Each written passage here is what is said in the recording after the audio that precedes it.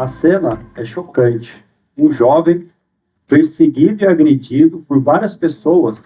Isso realmente aconteceu no município de Teresina, capital do Piauí, às vésperas das eleições presidenciais de 2018. Seus agressores, enquanto lhe desferiram socos e pontapés, proferiram palavras de baixo calão e acusaram-no de pertencer a determinado partido político. O comportamento dessas pessoas causou em mim profunda inquietação e me levou a iniciar um processo de investigação para tentar descobrir o que estava acontecendo no meu país naquele momento. Essa pesquisa foi desenvolvida no âmbito de um curso de especialização em direito eleitoral e o resultado foi um dos mais surpreendentes possíveis. Houve comigo um processo de descortinagem de uma realidade que está totalmente imperceptível para o grande público.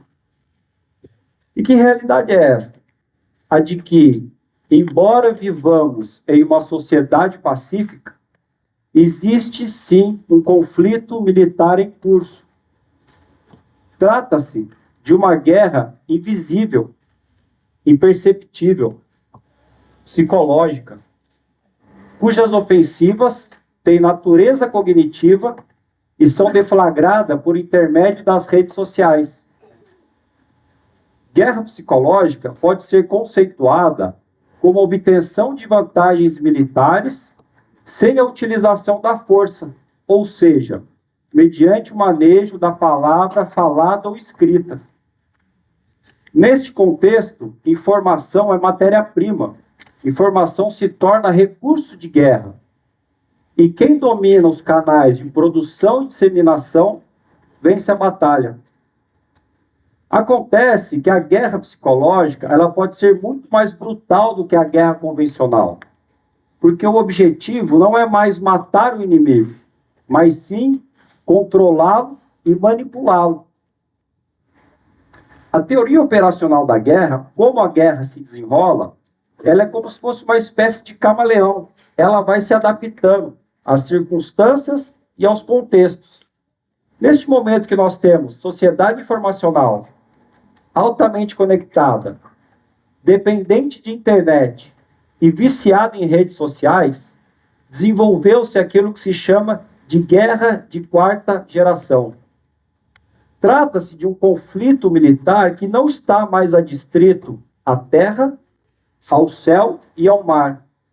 Agora a guerra invadiu o ciberespaço. A guerra está sendo deflagrada neste ambiente virtual, onde todos nós estamos presentes, nos relacionando e nos desenvolvendo enquanto pessoas. Nesse âmbito é desenvolvido aquilo que se chama de guerra psicológica de espectro total. Essa complementação espectro total significa que a guerra psicológica de hoje é diferente da antiga, quando foi criada lá na metade do século XX.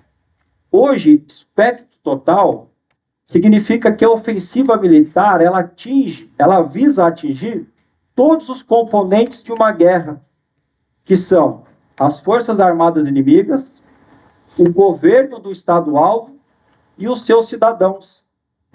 Portanto, senhoras e senhores, de maneira inédita na história da humanidade, nós, membros da sociedade civil, somos alvos de ofensivas militares. Mas, em razão da sua natureza cognitiva, passa completamente despercebido. Agora, o ataque não dói mais na carne. O ataque atinge a mente, dói na alma. E o efeito mais visível dessa guerra psicológica de espectro total é o que se chama de revolução colorida.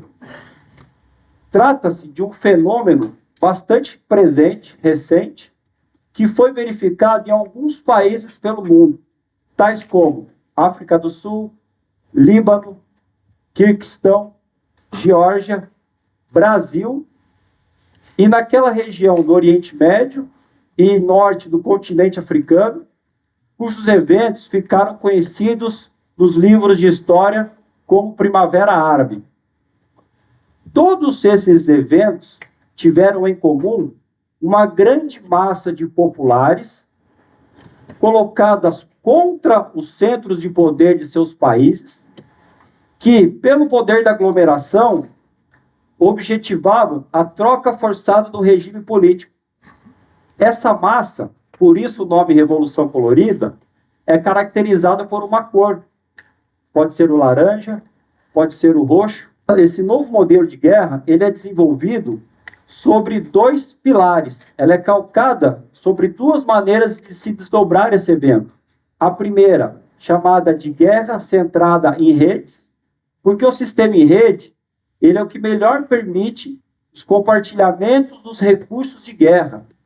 Recursos de guerra aqui, entendidos, não como farda para soldado ou munição para fuzil. Recursos de guerra aqui é informação. A guerra centrada em rede permite, sobretudo, administrar emoções e percepções daquelas pessoas envolvidas no conflito. Uma segunda coluna sobre a qual se sustenta essa guerra de quarta geração é chamada de guerra neocortical, que visa atingir justamente o sistema neocortical das pessoas, que é a área do cérebro destinada ao nosso processo de socialização, tomada de decisão, as nossas emoções. E essa interferência nesse sistema neocortical, ele ocorre principalmente pelo uso de imagens. O nosso sistema neocortical, ele é dividido entre o lado esquerdo e o lado direito. O lado esquerdo, principalmente voltado para conhecimento científico e decisões racionais, enquanto que o lado direito, ele é voltado ao nosso subjetivismo, sistema de crenças e fatores irracionais. E esse nosso lado direito, voltado aos sistemas de crença e aos fatores não verificáveis, ele é severamente atingido pelo uso de imagens. É por isso que hoje as comunicações, elas são muito mais visuais do que textuais. É por isso que hoje as notícias falsas e as teorias da conspiração, transformadas em imagem ou em um material audiovisual, têm muito mais impacto e aderência do que havia antigamente. E essa possibilidade de comandar o comportamento do adversário à distância, ela acontece mediante a interferência no seu processo de tomada de decisão, chamada de ciclo OODA: observar, orientar, decidir e agir.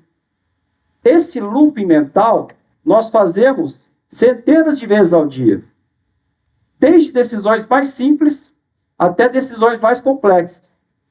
Desde decidir o que vamos comer e o que vamos vestir, até em quem vamos votar, ou em qual bandeira vamos levantar em um eventual protesto popular. E esse alvo, uma vez incutido em sua mente uma imagem com uma informação falsa, você já começa a interferir nessa primeira fase do processo de tomada de decisão, que é o observar.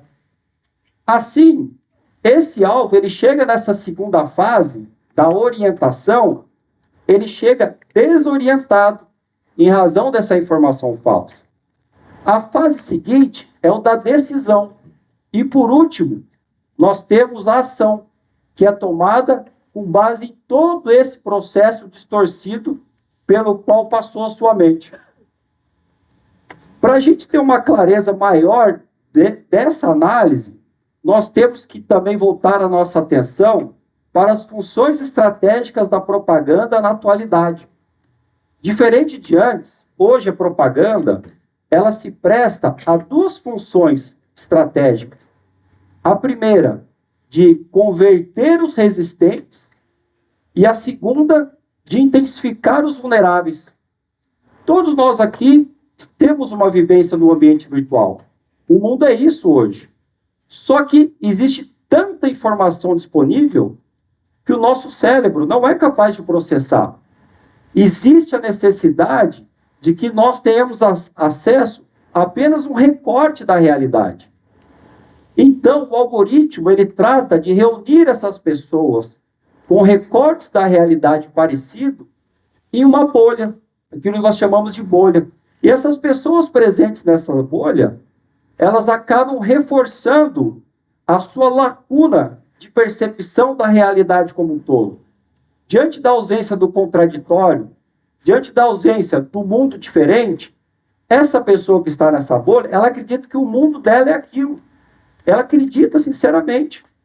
E é nesse ambiente de bolha que a propaganda exerce as suas funções estratégicas. Primeiro, converter os resistentes. Aquela pessoa que no primeiro momento resiste a determinada ideia, mas o contato, a interação é tão grande que aos poucos essa pessoa vai fraquejando, vai aderindo. Aquilo que nós chamamos de efeito manada. A segunda função da propaganda é a intensificar os vulneráveis. Essa pessoa, a vulnerável, ela não só assimila a propaganda, mas como ela passa a repeti-la. Ela vira uma estação de repetição dessa propaganda. Ela se destaca nesse meio como um agente ativo da propaganda. E aqui, se tratando de guerra psicológica, caracterizado por uma campanha informacional, esse vulnerável, que age como um agente ativo da propaganda, embora ele seja membro da sociedade civil, ele está exercendo um papel que deveria estar sendo feito por um militar. Naquilo que nós chamamos de guerra por procuração. E nesse momento, nós chegamos às características do conflito militar na atualidade, que é a dificuldade de distinguir objetivamente os eventos, as pessoas, os ataques, os objetivos. Também existe uma dificuldade muito grande de verificar o marco inicial e o marco final da guerra. Não existe mais uma declaração de guerra e um cessar-fogo. Agora, a guerra se prolonga no tempo. Na atualidade, a guerra não mais se combate, mas sim é uma guerra que se vive. Este é o século XXI.